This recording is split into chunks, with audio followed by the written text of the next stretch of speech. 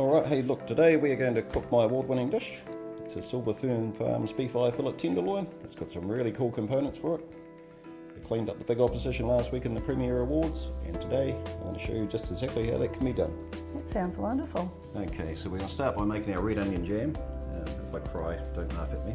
No. Okay, so we'll just take the ends off the onion. It's quite simple. The meat is the highlight of the plate. All we're making is things to go with it. So we'll slice these up. And what else goes with these onions? Simple ingredient is equal amounts of brown sugar and malt vinegar, and that's all you need. Gosh, Put the whole lot in there. I didn't say it was healthy. very simple. Put that in there, and now that just goes on a pot on the stove for a low simmer for, could take 15-20 minutes. The onions look like they're ready, Scott. The nose over here. Okay, look, we'll give it a little, like a Pinot Noir. This is the last part of our jelly. Basically it's liquid to set things in. Now we're just going to put in a sprinkling of gelatine here. This is exactly the same as making jelly as a kid. Right, we're going to line our tray here with our good friend Gladys. You're going to learn to love her later on. What sort of cheese are you using, Scott? Okay, we've got a blue vein cheese. Don't get anything too strong. We don't want it to overpower anything on the plate. Blue cheese has a real tendency to do that. So we'll push our blue cheese in here. A little bit of the blue cheese. Red onion, rather. Red onion. Only Jam. 3/4 fillet. You don't want to go too far because we want to get some Pinot Noir in there. That's 3/4 where I come from. Happy with that? Yep. Good. Okay. Now we just want to pour some liquid in there, top it right up to the top. Okay, now we just give it a little dabble to make sure the onion's underneath. Got that glab wrapped off. We're off to the chiller. All done. Okay, well a couple of hours have lapsed. It's nice and firm.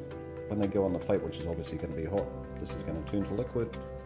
There's a whole lot of spike and a whole lot of bite in there. It's going to make that meat really nice. But these are the mushrooms? Yep, Joe, these are the mushrooms. And what have you done to these? These were portobello mushrooms. They were quite large. We put them on a roasting tray, salt and pepper, a couple of good glugs of olive oil.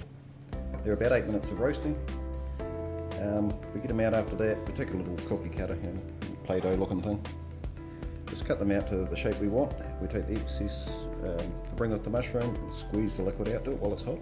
You want some extra punch in there. And then we've got this lovely stuff here, truffle oil, beef's best friend, it's my best friend too, and mushrooms love it.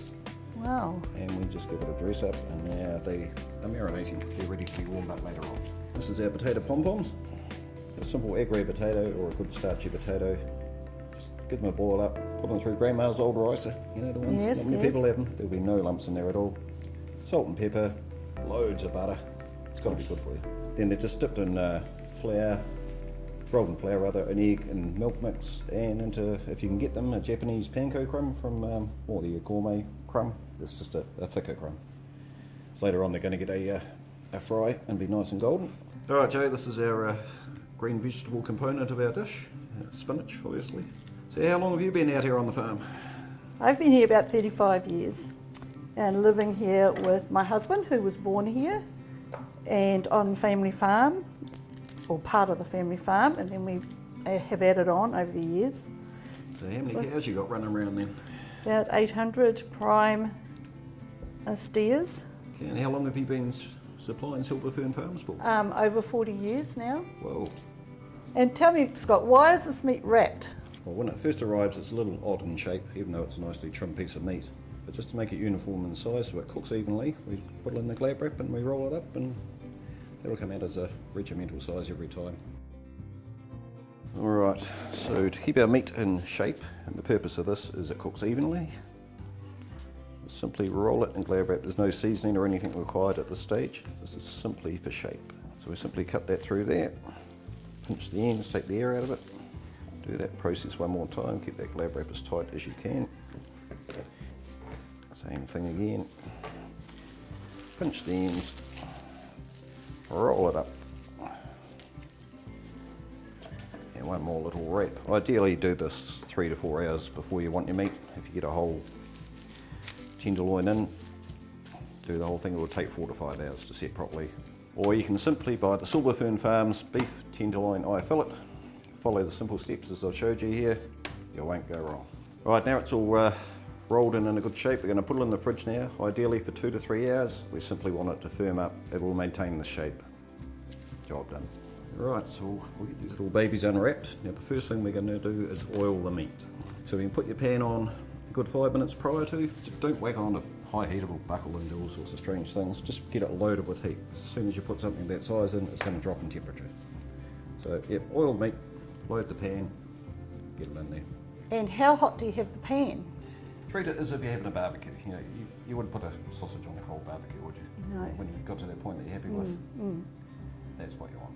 Okay, our meat's all nicely oiled there, so we'll get them into a hot pan, and dinner's looking pretty close. We've got this pan nice and loaded now. That's a good heat. We don't want it too hot, otherwise we're going to burn everything. It's a nice oil in there. We want it sizzled. I wouldn't put any more than 3 in a pan this size, or we're simply going to lose too much heat. And give the meat some space. Make sure they don't stick, and we're going to give them about 3 minutes on that each side, and then we'll roll them around, sear them right up, and then we're going to head off to the oven for 8 to 10 minutes. Pop them over. There should be some nice colour there. Ah, there we go. Beautiful.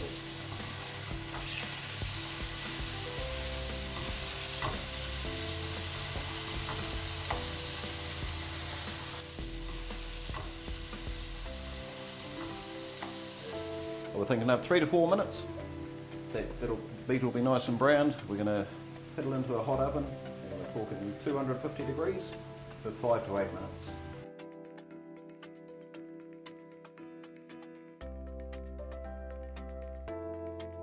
Alright, our cooking time's up. We're off for a rest now. Oh, that's amazing. The smell. Alright, so we've run our mushrooms through at the mushrooms? same time. Okay, so we're going to get these out now.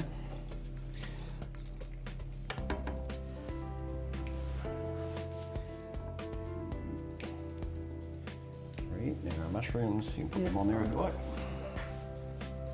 Okay, as promised. This is our seasoning of salt with our Parma ham. So we're going to put our meat right in the middle. Don't roll it tight, just let this sort of flop over there, okay? Oh, it's yes. going to shrink Yep, a little yes. bit like bacon.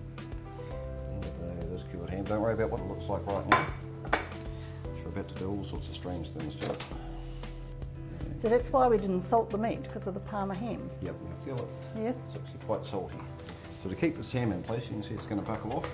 As we want to carve our meat, and while it's still nice and hot, just put it back in the glad wrap. Right. Fold over. See, it doesn't matter if it folds over on the sides because we are going to carve this meat. Yes. Go straight over again. Cut him off. Now, see, there's your joint. Yes. Squeeze, squeeze, fold, fold. Perfect. Okay. So while that's still hot, that is going to melt itself together. Right. All right, Joe, our resting time's up. We're looking for this to weld itself on. She looks pretty good to me. Yes, so looks we'll great. Get on with the plate there if you want to sort us out a bit of spinach. So we'll go one. So we've just got to squash the cream out of the spinach. Absolutely, get it out there. You don't want cream running all over your plate. So 1, 2, 3 up those. We want to put some spinach right there. That'd be great.